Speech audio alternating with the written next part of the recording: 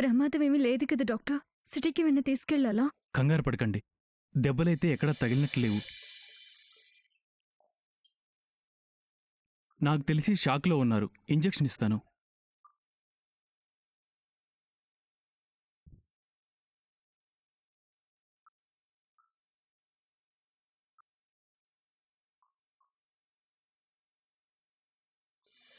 ఓ అర్ధగంటలో స్పృహలోకి వస్తారు. తనకేం కాదమ్మా.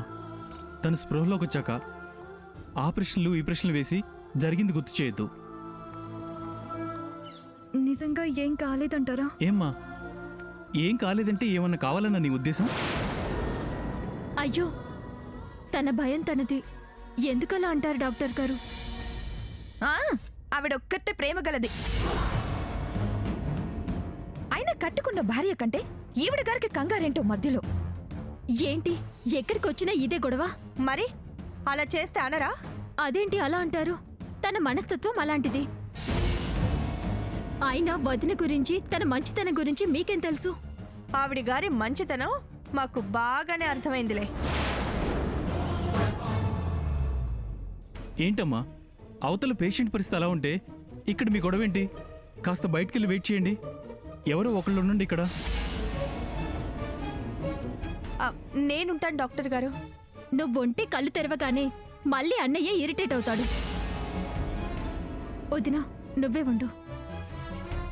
ఉంటే నువ్వుండు, అంతేగాని ఆవిడ గారుంటే మాత్రం ఒప్పుకోను. ఎవరో ఒకళ్ళు ఉండండమ్మా, బయటికెళ్ళి వెయిట్ చేయండి.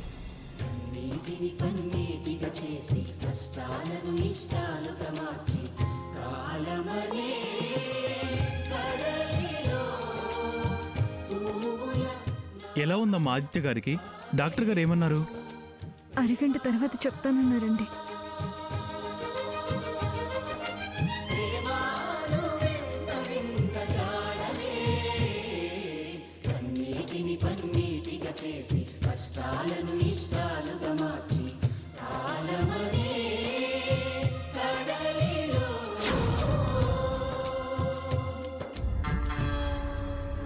ఈ పరిస్థితుల్లో ఆ దేవుణ్ణి వేడుకోవడం తప్ప మరొక దారి లేదు.